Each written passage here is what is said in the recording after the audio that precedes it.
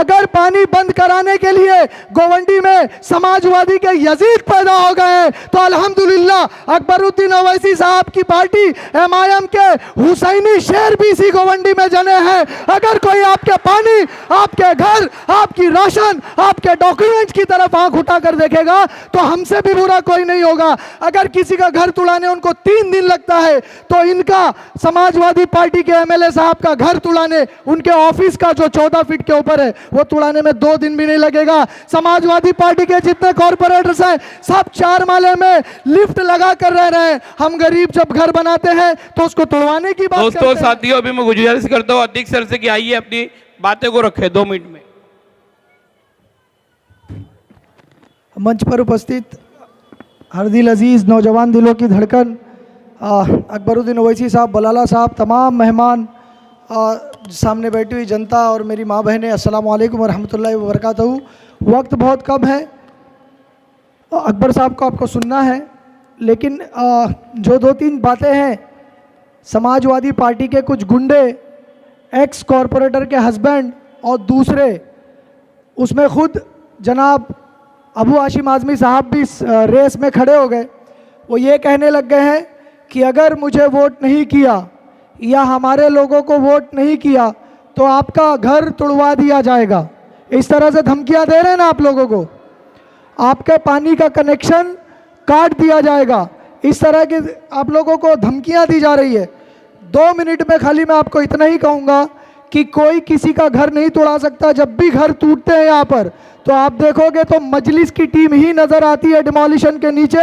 ये पुलिस और बीएमसी पूरी गवाह है इसकी कि मजलिस की टीम नीचे खड़े होकर घरों के डिमोलिशन को रुकाने की कोशिश करती है। और समाजवादी पार्टी के तमाम कॉरपोरेटर्स बीएमसी में कॉल करके कहते हैं, कॉल कर ये कहते हैं कि आप इनके ऊपर एक्शन लीजिए, इनके ऊपर एफआईआर बनवाइए, ये सरकारी कामकाज में रुकावट पैदा कर रहे हैं। और दूसरी बात, सबसे बड़ी और इंपॉर्टेंट बात, समाजवादी पार्टी का खात्मा क्यों जरूरी है, यह खुद समाजवादी पार्टी ने गोवंडी के लोगों को बताया है। समाजवादी कहती है कि अगर आपने हमें वोट नहीं दिया तो आपका पानी बंद करवा देंगे। आप पूरे मजमे में बताइए, पानी बंद करवाना किसकी सिफत है? पानी बंद करवाना किसकी सिफत है? पानी बंद यजीदी ने किया था इमाम हुसैन पर, पानी बंद कराना यजीदियों की सिफत है। अगर पानी बंद कराने के लिए गोवंडी में समाजवादी के यजीद पैदा हो गए हैं तो अल्हम्दुलिल्लाह अकबरुद्दीन ओवैसी साहब की पार्टी एमआईएम के हुसैनी शेर भी इसी गोवंडी में जने हैं। अगर कोई आपके पानी, आपके घर, आपकी राशन, आपके डॉक्यूमेंट्स की तरफ आंख उठाकर देखेगा तो हमसे भी बुरा कोई नहीं होगा। अगर किसी का घर तुड़ाने उनको 3 दिन लगता है तो इनका समाजवादी पार्टी के एमएलए साहब का घर तुड़ाने, उनके ऑफिस का जो 14 फीट के ऊपर है वो तुड़ाने में 2 दिन भी नहीं लगेगा। समाजवादी पार्टी के जितने कॉर्पोरेटर्स हैं सब 4 माले में लिफ्ट लगा कर रह रहे हैं। हम गरीब जब घर बनाते हैं तो उसको तुड़वाने की बात करते हैं। अगर किसी ने किसी गरीब के घर की तरफ आंख उठाकर देखा तो अतीक अहमद खान से बुरा कोई नहीं होगा। ये कलम अगर अपनी आवाम के भलाई के लिए चल सकती है तो आवाम को डराने वालों के खिलाफ भी चल सकती है। और जब हमारी कलम चलेगी तो रुकेगी भी नहीं, ये बात याद रख लेना। आप तमाम हजरात को डरने घबराने की जरूरत नहीं है। ना समाजवादी से डरना है, ना कांग्रेस से डरना है, ना ही शिवसेना शिंदे गठ से डरना है, उबाटा से डरना है। किसी से डरने घबराने की जरूरत नहीं है। इंशाअल्लाह 16 तारीख को गोवंडी को एमआईएम का गढ़ बनाना ये हमारा एकमात्र लक्ष्य है। यही लक्ष्य गोवंडी की जिंदा दिल आवाम का है, गयूर आवाम का है, ईमानदार आवाम का है। आप लोगों का लक्ष्य है नहीं है? इंशाअल्लाह आने वाली 15 तारीख को पतंग के निशान पर बटन दबाकर तमाम कैंडिडेट्स को 134, 35, 36, 37, 38, 39, 40, 41 तमाम पढ़े लिखे कैंडिडेट्स को आप वोट देकर जिताएं। उसके बाद में देखता हूं आपका पानी कौन बंद कराता है, आपका खाना कौन बंद कराता है, आपका घर कौन तुड़वाता है। बाखुदा अगर आपने हमें तमाम कैंडिडेट्स को जिता कर दिया तो इनका नशा हम बंद करा देंगे, इनका गुटखा भी हम बंद करा देंगे, इनके हर नशीली पदार्थ के धंधे बंद करा देंगे और इंशाअल्लाह अबू हाशिम आज़मी साहब को कुलाबा रवाना कर देंगे सफ़र की दुआ पढ़ा के।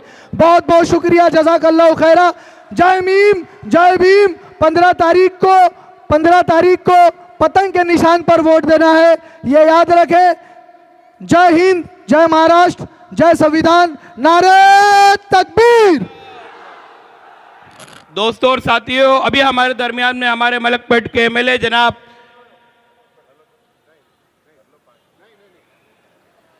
दोस्तों और साथियों दिल थाम के रखिए। अभी हमारे मुस्लिमीन के फाउंडर मेंबर, मुंबई के जिम्मेदार, मजलिस इत्तेहादुल मुस्लिमीन को मुंबई में लाने वाले रफ़त हुसैन साहब से मैं रिक्वेस्ट करता हूं कि आकर ऑटो की अपील करें। और इस शेर पे मैं रफ़त हुसैन साहब को आवाज़ दे रहा हूं, नितेश राणे कान खोल के सुन लो, किरी सुमैया कान खोल के सुन लो। अगर कान में मैल है तो मैल को निकाल कर सुनो। बहती है देश में प्रेम की गंगा तो बहने दो, बहती है देश में प्रेम की गंगा तो बहने दो। मत फैलाओ देश में दंगा रहने दो। लाल हरे रंग में हमें ना बांटो, लाल हरे रंग में हमें ना बांटो। छत पर एक ही तिरंगा रहने दो। आइए हम रफ़त भाई का इस्तेकबाल नारे तकबीर से करते गए। नारे तकबीर। बहुत स्लो आवाज है। मुंबई वाले मैंने सुना है कि भाईगिरी में बहुत आगे हैं, तो जिस तरीके से आगे हो उस तरीके से आवाज भी आगे होना चाहिए। और जोरदार तालियों से हमारे हैदराबाद से जो तशरीफ लाए गए, जो कॉरपोरेटर्स गए, जो मेहमान गए, और आपकी लड़ाई लड़ने वाली एडवोकेट ज़हरा साहिबा के लिए जोरदार तालियां बजा दीजिए। वो पीछे वाले आप भी बजा दो। ताली पे जीएसटी नहीं लगता है, फ्री है भाई, बजा दो जोर से।